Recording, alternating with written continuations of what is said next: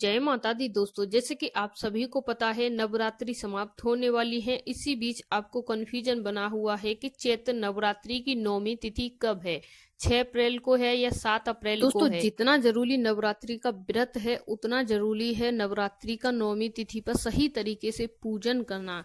अगर आप नवरात्रि पर कन्याओं को भोजन नहीं खिलाते हैं तो आपकी नवरात्रि का व्रत अधूरा माना जाता है। शास्त्रों में ऐसा कहा गया है, जो इंसान नवरात्रि का 9 दिन व्रत रहता है, पूरी श्रद्धा भाव से व्रत करता है, जो भी भक्त, लेकिन वो किसी कारणवश कन्याओं का पूजन नहीं कर पाते हैं तो उन्हें मात्र ऐसा नहीं है कि सिर्फ भोजन ही खिला सकते हैं।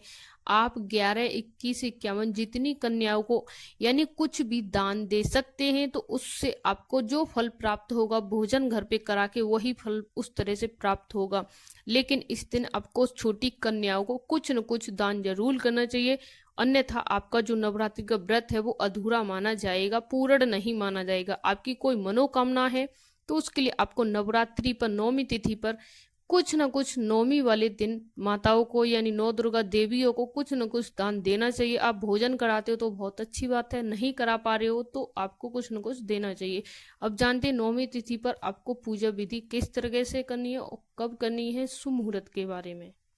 जैसे कि दोस्तों चैत्र नवरात्रि की नौमी तिथि 2025 में वहीं 5 अप्रैल को साय 7:26 से नौमी तिथि की शुरुआत होगी, जो कि 6 अप्रैल 7:22 तक रहेगी। अर्थात नवमी 6 अप्रैल को ही मनाई जाएगी। नवमी पूजन 6 अप्रैल नवमी को पूजा की अति शुभ मुहूर्त रहने वाला है। 8:01 से 9:57 तक रहेगा। वहीं शुभ मुहूर्त की बात करें 9:57 से 12:19 तक रहने वाला है। तो आपको कन्फ्यूजन दूर हो गया है कि आपको नौमी 6 तारीख को ही मनानी है, 7 को नहीं मनानी है। को जानकारी अच्छी लगी है तो कमेंट में जय माता दी जरूर लिख के जाना। जय माता दी दोस्तों।